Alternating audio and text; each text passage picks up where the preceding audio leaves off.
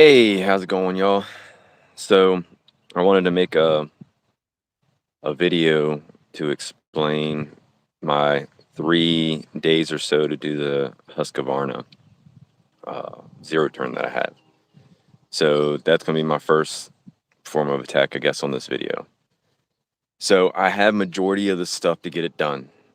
There's a couple things on back order I'm waiting for, which one of them is who knows when. So I may have to do it without that, which is really just the grass shoot. But that's probably what I'll end up doing because I didn't realize originally it said a couple days back and now it's saying indefinitely. So who knows when that's going to be. Now I just finished mowing the grass yesterday. Let me see. I know y'all don't want that close of a view of me, but let's see if I can switch this. So there's my yard that I cut. Now that front section up there, I don't know if you can see the pole there, and you got your lines. That's for my horses. So I didn't really cut that. It's kind of short right now anyways. So, but that's kind of what I've got going on. And I decided since it is Sunday, I'm going to sit on my swing out in the front yard, drink me some of my tea this morning, and get with y'all to talk about what's kind of going on. So on the Husqvarna, that's where that is. As for myself and the family, we're doing pretty good.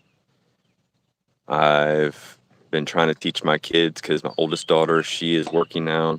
Been teaching her how to do at least 10% into a savings for investing and 10% in savings for itself. Since she's still under, I gave her the option if she wanted me to help her start a investment account.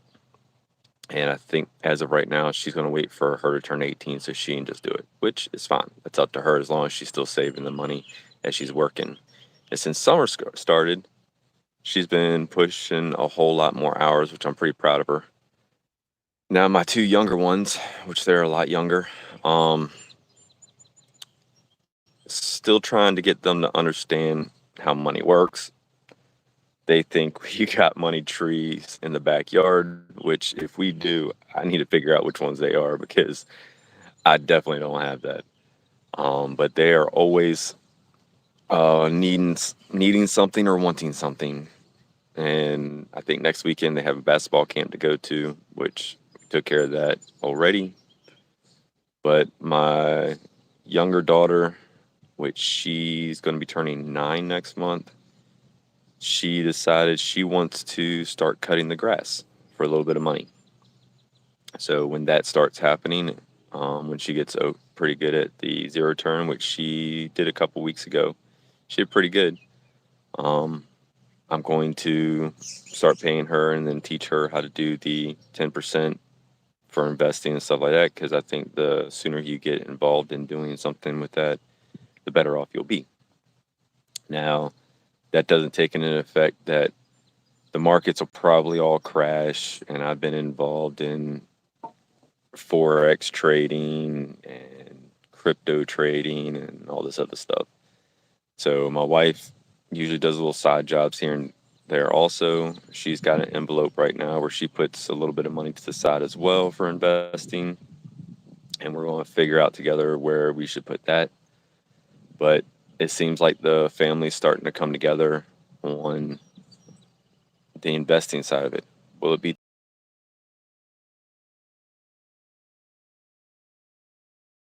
way is trying to shut down all cryptocurrencies on everybody, all the exchanges they're trying to sue and get rid of. I don't know how we will tackle that yet, but I think what I'm going to do, since I kind of already in crypto, to have my wife start doing the dividend stocks and ETFs and stuff. So that's what I think my next form of attack is, because I already at this point have a pension, have a retirement, I work for my money. I don't have a business together yet, which I'm working on trying to figure out how to get in this state that because I originally had it in my last state I was in. I need to get it transferred over, and which is detailing cars. Um, that will be on there, and then I got physical silver, um, and I have cryptocurrency. So the only thing that I really have not put myself into, which a long time ago I did stocks. Sorry, my arm's getting tired on that side. Getting I did stocks, and I did okay with it for the most part, but I learned a whole bunch. That was me very getting into it. As a senior, we had government, and my teacher, Mr. Hawkins, I still remember his name. He taught us about the stock market. Now, back then, this is for some of y'all people that are about my age. Y'all younger ones probably don't know. They had all that stuff in the newspaper for pricing. They didn't have the internet. So yes, I'm getting old. I'm up there. So every day we had school, we had to look at our numbers to see if we did good. But as a teacher, he was awesome because he got us so involved with that particular point where he actually put up $100 of his own money and gave us like a fake account kind of thing, certain amount of money, and we had to choose 1 to 3, I think it was, stocks with this amount of money. And by the end of that quarter, whoever ended up making the most money ended up getting the $100 cash. So I think that was awesome. I think that's what really got me motivated to look into the stock market more, and it's always stuck with me. So when I start getting to a place so I'm 44. When I retire, I want to try to retire my best at 50, which is I've got 6 years. Now I won't be able to get my pension and stuff like that until later. I think it's almost 60 before I can get that. But in that time frame, I think I'm going to start working on getting my business together, seeing if I can get a couple employees to help out. I also thought about doing landscaping as well because I'm always cutting grass. I'm trying to get one of my daughters to get into mowing grass and stuff because it's just another business for them. However, my youngest daughter, I think, might be more taken on with that. My oldest daughter, not so much. My oldest daughter is kind of hesitant on doing anything with doing a business. So I don't know if she'll eventually do one or not, but that's what I kind of push my kids in a business or a trade because I think those will be around longer. Now, if you do a trade and you go into an apprenticeship program, like I ended up doing, then you can take your core classes at college and then be an engineer if that's what you want to do. So you should go for it. But that's my opinion, and it's not everybody's opinion, but at least they'll have a skill, and while they're working, they can get paid. So then let's see. So going back, my wife, she does some landscaping. She loves flowers and gardening and stuff. So she has a couple places she goes to, and she doesn't make much, but she does a little bit. But she actually had somebody come up to her and ask if she was hiring because they wanted to work, which is awesome. But my wife, she just works by herself right now. She doesn't have a business. Maybe eventually she might. But I figure if I can get a landscaping company together, she can do the gardening part of it since that's what she loves. And myself or one of my kids or maybe someone we hire can do the actual cutting of the grass.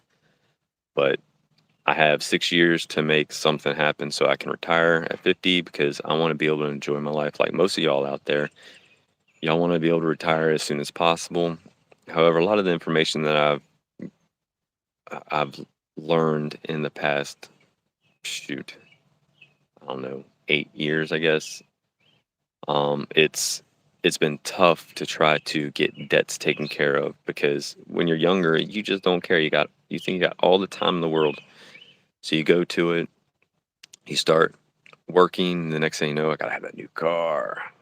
Gotta have I got like myself, when I turned 18, brand new Mustang, fully loaded GT. Got it. Um then I ended up I didn't want to put so many miles on that. I wanted it to last a long time. So I ended up buying a Explorer Sport, a cheaper one. So I got that, drove it around. I was like, well, gas is kind of going up there. So I got me a little motor scooter, rode that for a couple years, and then I ended up getting a motorcycle. So I had all this stuff or whatever. And then I got me an apartment. Then you have to pay for all this stuff for your apartment. So you're just working all this time, this overtime, just giving your life away to this company to be able to live what you think is a good life because you want all these things. It took probably 20 years for me to realize I don't need all these things. However, I acquired so much debt from these things because none of them were assets that didn't hold money. Now, I was able to get some money off of them, but at a loss of what, 80%? So now my vehicles I buy used. I buy used vehicles. If I got to put a little bit of money into it, so be it. My Dodge Ram Quad Cab 4x4 that I have, I bought 7, 8 years ago for $5,000. I've probably, in the working mechanics of it, probably only put about $2,000 into it. I've added wheels and other things. So all in all, I'm probably into this truck, let's say $8,000, 8 to 9 grand. Probably more like 8. And then you got your maintenance and stuff to do it. However, that truck brand new was probably about $32,000. So it had 130,000 miles on it, I think, maybe 140,000 miles. It's got 170,000 miles on it now. So I've only done 30,000 miles or so on this truck. Then I have, I had my Toyota Corolla, which now I sold to my daughter for dirt cheap because she needed a vehicle. And that I bought brand new. That was my last brand new vehicle that I bought in December 2004. Got it for 20,000, 21,000, something like that. And still have it. It's got probably 340,000 miles on it. I have not rebuilt the engine. It does leak a little bit of the timing chain cover, which is normal for that particular model and year vehicle. Eventually, I'll get that done. But I told my daughter when she ends up deciding what she wants to get for a vehicle, which is going to end up most likely being a truck, I'll buy the vehicle back from her for that same price. And she can use that money for her new vehicle. And now my other kids also want that vehicle too. It's not the prettiest thing. I mean, I hit a deer, so the whole front of it's black from the new fenders, new hood, new front bumper, stuff like that. And the rest of it's white. Eventually, we can get it painted, but right now, it's drivable. The interior still looks pretty brand new overall. My wife's vehicle, I got dirt cheap. I think I found it for 1,200 or 1,300 bucks. Bought it low mileage. Again, that was another Toyota vehicle, basically the Matrix, but it was the Pontiac Vibe. Good vehicle. She's probably put about 20,000 miles on it or so, maybe 30,000 miles on it. We've had it for about 2 years or so, 2, 3 years, almost 3 years. So she does good with that. I got that because she destroys vehicles, so it does have some dents and bruises on it, but just buy something cheap that will get you from point A to point B to get you to work to do whatever you have to do. These are the things that you got to look into. Don't get brand new stuff because now you're making a giant payment. Let's say, what do they say? The average payment now is $750 a month or something, almost $1,000, depend somewhere in there. That's crazy, guys. That is absolutely crazy. Why are y'all getting these vehicles when you can go to, let's say, your credit union, get a interest rate that's probably going to be about the same for, let's say, 10 grand. Buy yourself a good used vehicle, pay $250 a month for your payment. You're paying a third of that for a used vehicle. Yeah, it's not the newest thing, but it can be dependable if you look for the right things. You want a dependable vehicle during this time. You want all these things or whatever, diesel truck, or you want a exotic car or a sports car. Especially when you're young, you just need something dependable. I know you want that new stuff now. Trust me, I did the same thing. I think my first Mustang payment was $430 a month, and that was back in '97, guys. '97. That's expensive. Then you throw your insurance on top of that. I think with me being a young guy, I think it was like $200 a month. So now you're $630, not counting gas or any kind of maintenance on that.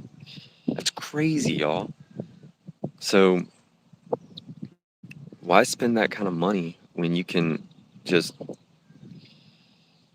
you can use it on something cheaper and get you to what you need to? Use that extra money, that extra $500 a month or whatever it ends up being, to put into like a dividend yield account or crypto, if that's even there. I don't know how long that's going to last or whatever.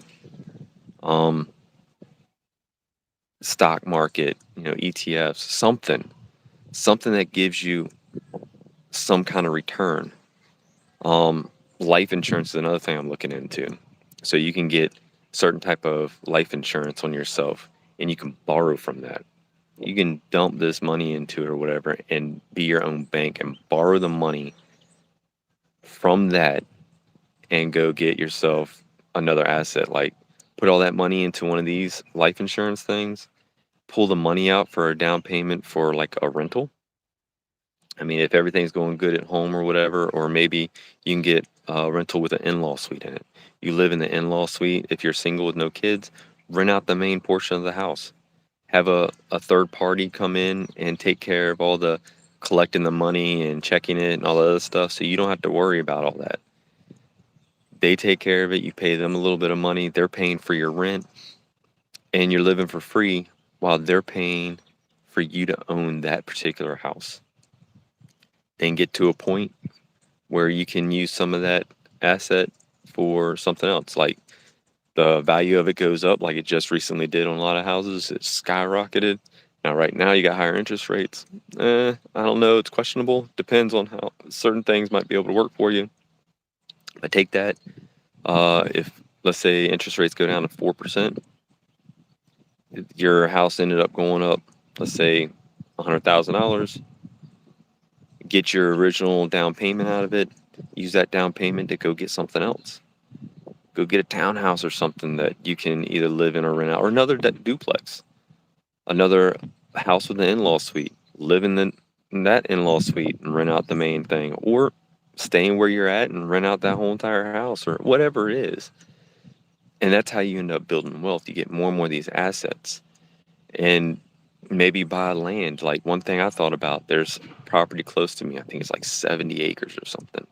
I would love to be able to buy that and do like little like car shows. So I love cars, if you didn't know. I love cars. So maybe do like car shows or whatever, like once a year out there, or maybe once every month or something. Because back in my day, yes, I'm an old fart, we would go to a lot of big parking lots, and all of us would meet up, and we'd all check out each other's cars and stuff. It's just a nice car meetup. Now, they'll do that here and there around my area, and I'm sure around your area too. They'll get together, talk. There's always one or two guys that want to do something stupid, like burnout or start a fight or whatever. But for the most part, most of us try to, you know, be on the up and up and good, so we don't lose that place to meet. Well, I think a lot of the newer generations don't have that anymore, because now they got signs up. They don't want you to basically stay on their property and blah, blah, blah, whatever. I mean, what if every Fridays you had some property that the kids can just go meet out on, kind of hang out? It's just something for them to do. It keeps them out of trouble for the most part. And they just look over cars or motorcycles or whatever. I mean, just to enjoy what's going on, because we love doing that kind of stuff. Now, maybe once every few months or whatever, have an actual car show where you can win prizes, so charge people an admission fee or whatever to go into it. So now you're using that property as an asset. You can use that money to pay for hopefully the year or whatever. Now people get their stuff, their kick. You might have to get law enforcement out there to, pay for them and stuff to keep everything safe. But you just have one big, huge thing or whatever, and maybe a weekend deal where it can pay for the year for that asset. So you're not having to pay for it every single time. So these are the things that you have to keep an open mind about. Or what if you bought a property that has a garage in the back of it, a big one? Like I do have one, but I mean, like my father-in-law has a farm, and he had at one point a garage. I think it was like 40 foot by 40 foot, something like that. But it had a car lift in it. It had a a wheel tire changing thing. It had quite a few different things. Well, somebody that wants to start a business doing automotive stuff might rent that from you. You might be able to rent that to him for, $1,200 or something. So now you've got that kind of income coming in. Now there's certain things that come with that as well. Now you got to worry about him with all these projects sitting around, or you've seen all these mechanic shops that got vehicles everywhere. So then you're looking into that. You got to find ways to make money, y'all. Maybe like on my property, I'm thinking about putting a little, um, I guess, gazebo kind of thing or whatever towards the front of it, and have my wife sell some of her gardening stuff, some of her flowers or whatever, or some eggs from our chickens or some of the stuff from the garden. Just something, that she can be up there. Maybe run some power up there, have like some coffee pots or whatever. Maybe people driving by might want some coffee. Sell it for maybe like 75 cents to $1, whatever the case may be. But just a little bit something, keep her business as like a little side business or whatever. I mean, it's little stuff like that.